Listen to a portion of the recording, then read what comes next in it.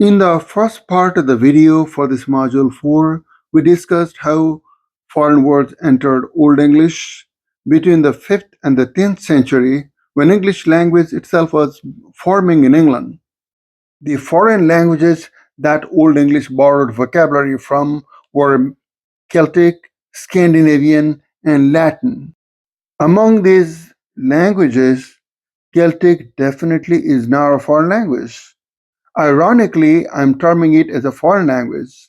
Celtic is the language of the Aboriginal people of England. Celtic people had been living in England for thousands of years before the Anglo-Saxon invasion and the birth of the English language. So the Celtic languages are the original languages of England. Actually, in the history of the Celtic languages and cultures, the geography is far larger than just the British Isles. Geographically, they had been living in much of part of the Western Europe. In course of time, their population ended up being shrunk to the British Isles only. And after the Anglo-Saxon invasion of England in the 5th century, the Celtic population got driven further toward the north of the British Isles. In this second part of the video, I will try to give you a quick timeline of how the Celtic language and Christianity influenced and helped develop the English language. This will take us back to the time when England was first invaded and occupied by Julius Caesar before the birth of Jesus Christ. That is about 500 years before the Anglo-Saxon invasion of England. The Roman occupation of England in 55 BC had already resulted in the Latin borrowings into the Celtic languages. The Latin borrowings were not abundant because Julius Caesar had not strategically and forcefully imposed the Latin language on the native population. The first Latin words in English owe their adoption to the early contact between the Romans and the Germanic tribes on the continent. The Germanic population within the empire by the 4th century is estimated at several million. They were found in all ranks and classes of society, from slaves in the fields to commanders of important divisions of the Roman army. Although they were scattered all over the empire, they were naturally most numerous along the northern frontier. This stretched along the Rhine and the Danube and bordered on Germanic territory. Close to the border was Treves, in the 3rd and the 4th centuries, the most flourishing city in Gaul, already boasting Christian churches, a focus of 8 military roads where all the luxury and splendor of Roman civilization were united almost under the gaze of the Germanic tribes. Traders, Germanic as well as Roman, came and went, while Germanic youth returning from within the empire must have carried back glowing accounts of Roman cities and Roman life. Such intercourse between the two peoples was certain to carry words from one language to the other. The frequency between the intercourse may naturally be expected to diminish somewhat as one recedes from the borders of the empire. Roman military operations, for example, seldom extended as far as the district occupied by the Angles or the Jutes. But after the conquest of Gaul by Caesar, Roman merchants quickly found their way into all parts of the Germanic territory, even into Scandinavia, so that the inhabitants of these more remote sections were by no means cut off from the Roman influence. Moreover, intercommunication between the different Germanic tribes was frequent and made possible the transference of Latin words from one tribe to another. In any case, some 60 words from the Latin can be credited with a considerable degree of probability to the ancestors of the English in their continental homes. The adopted words naturally indicate the new conceptions that the Germanic peoples acquired from the contact with a higher civilization. Next to agriculture, the chief occupation of the Germanic tribes in the empire was war, and this experience is reflected in words like camp, which means battle, banner, pointed stick, javelin, like peel, wheel, wall, pit, road, street, mile, etc. More numerous are the words connected with trade. They traded amber, furs, slaves, and probably certain raw materials for the products of Roman handicrafts, articles of utility, luxury, and adornment. For details and more, please read pages 75 and 76 on A.C. Ball's book, A History of the English Language. Now let's look at Latin that came through Celtic transmission. The circumstances responsible for the slight influence that Celtic exerted on Old English limited in like manner in Latin influence that sprang from the period of Roman occupation. From what we have discussed already about the Roman rule in Britain, the extent to which the country was Romanized, and the employment of Latin by certain elements in the population, one would expect a considerable number of Latin words from the period to have remained in use and to appear in the English language today. But this is not the case. It would be hardly too much to say that not five words outside of a few elements found in place names can be really proved to owe their presence in English to the Roman occupation of Britain. It is probable that the use of Latin as a spoken language did not long survive the end of Roman rule in the island, and that such vestiges as remained for a long time were lost in the disorders that accompanied the Germanic invasions. There was thus no opportunity for direct contact between Latin and Old English in England, and such Latin words as could have found their way into English would have had to come in through Celtic transmission. The Celts, indeed, had adopted a considerable number of Latin words; more than 600 have been identified, but the relations between the Celts and the English were such, as we have already seen, that these words were not passed on. Among the few Latin words that the Anglo-Saxons seem likely to have acquired from settling in England, one of the most likely, in spite of its absence from the Celtic languages, is "siester". This word, which represents the Latin "castra", which means camp in English, is a common designation in Old English for a town or enclosed community. It forms a familiar element in English place names such as Chester, Colchester, Dorchester, Manchester, Winchester, Lancaster, Doncaster, Gloucester, Worcester, and many others. Some of these refer to sites of Roman camps, but it must not be thought that a Roman settlement underlies all the towns whose names contain this common element.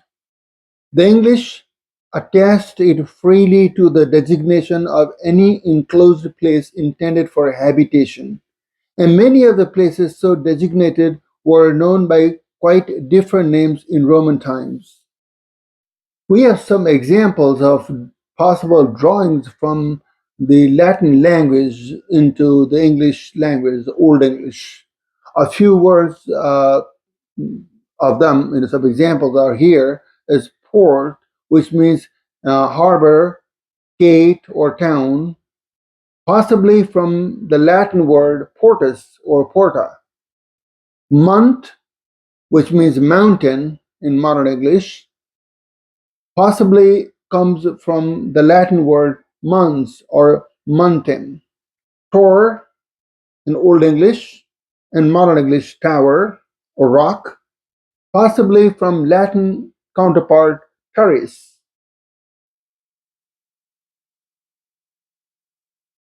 Similarly, vic, which means a village, from Latin vicus. All of these words are found also as elements in place names.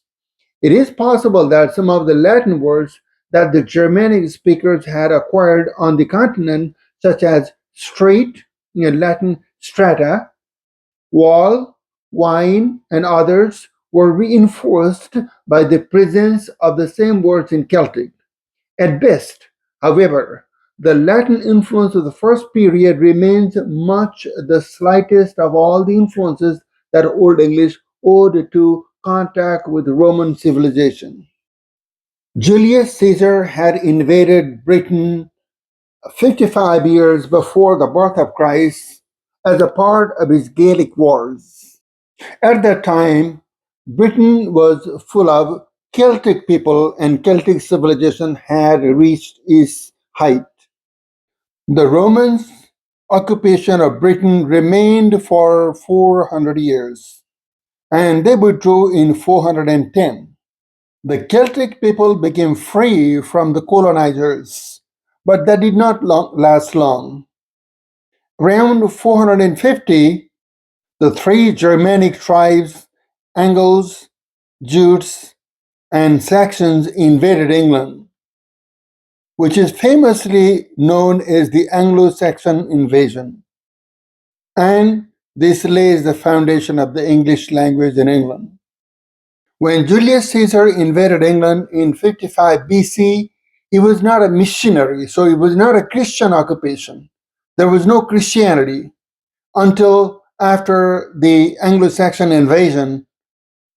Julius Caesar did not have any religious agenda.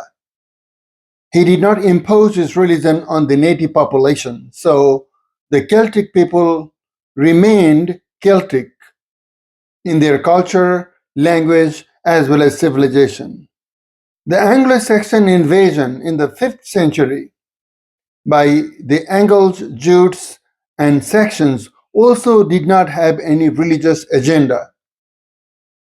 They were Germanic tribes and not Christian missionaries, but they set up the English language. They started the English language. By that time, Romans, who had their own original religion, had abandoned their religion and adopted Christianity and become the missionaries of the church, spreading Christianity all across Europe. They spoke their Latin language, and the Bible also was translated into the Latin language. These Roman missionaries entered Britain in the 5th century and began influencing the Celtic population to convert them to Christianity. The greatest influence of Latin upon Old English was occasioned by the religious conversion campaigns beginning 597. The religion was not new anymore in the island because Irish monks had been preaching the gospel in the north since the founding of the monastery of Iona by Columba in 563. However, 597 marks the beginning of a systematic attempt on the part of Rome to convert the inhabitants of the and make England a Christian country.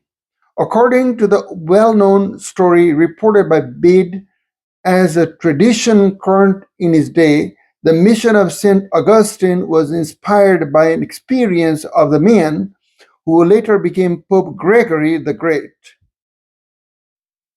Walking one morning in the marketplace at Rome, he came upon some fair-haired boys about to be sold as slaves and was told that they were from the island of Britain and were pagans.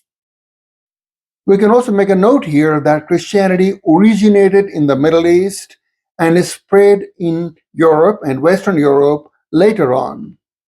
Before the spread of Christianity in the West, In Europe, people worshipped different gods and goddesses. Almost all countries had their own religions. There were many religions, there were many tribes, there were many gods and goddesses, and they worshipped the idols. When Christianity began to spread in Europe, the people who worship different gods and goddesses, the inhabitants, the indigenous people, were called pagans. The pre Christian indigenous religions of Europe were Greek, Roman, Celtic, and Nordic gods and goddesses who had a wide range of diversity. So, looking at the boys who were Celtic and who were about to be sold, Pope Gregory the Great said, "Alas, what a pity that the author of darkness is possessed of men of such fair countenances, and that being remarkable for such a graceful exterior, their minds should be void of inward grace." Let me correct myself here. Those boys were probably of Germanic tribes, not necessarily Celtic, but they were called pagans by the Christian missionaries. Pope Gregory the Great asked where the boys came from, and he was told that they were Angles. "Right," said the Pope, "for they have an angelic face, and it is fitting that such should be co-heirs with the angels in heaven. What is the name," proceeded he, "of the province from which they are brought?" It was replied that the natives of the province were called Deiri. "Truly are they Deira," said he, "plucked from wrath, and called to the mercy of Christ. How is the king of the province called?" They told him that his name was Aila, and he, alluding to the name, said, "Alleluia! The praise of God, the Creator, must be sung in those parts." The same tradition records that Gregory wished himself to undertake the mission to Britain, but could not be spared. Some years later, however, when he had become pope, he had not forgotten his former intention and looked about for someone whom he could send there as a missionary. Augustine, the person of his choice, was a man well known to him. The two had lived together in the same monastery, and Gregory knew him to be modest and devout and thought him well suited to the task. And with this begins the spread of Christianity and the conversion of the Celtic and the Germanic tribes in England to Christianity. The religion that the Anglo-Saxons shared with the other Germanic tribes seems to have had but a slight hold on the people at the close of the 6th century. But their habits of mind, their ideals, and the action to which these gave rise were often in sharp contrast to the teachings of the New Testament. Germanic philosophy exalted physical courage, independence even to haughtiness, loyalty to one's family, or litter that left no wrong unavenged.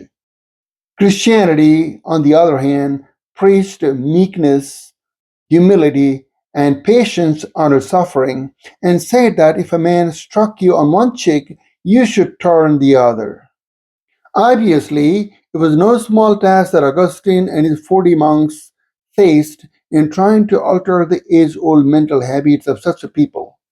The Christian missionaries were well organized, strategic, and intelligent. They were successful in influencing the kings, queens, and the royals, and the military, and they converted them, which tremendously helped speed up the conversion of the people. They gradually approached almost every aspect of the society and they were able to influence the people and convert them. The missionaries journeyed from town to town and preached the people, and they were successful in drawing crowds to hear them. Christian missionaries were allowed considerable freedom in their labors. There is not a single instance recorded in which any of them suffered martyrdom in the cause they espoused. Within 100 years of the landing of Augustine in Kent, all England was Christian.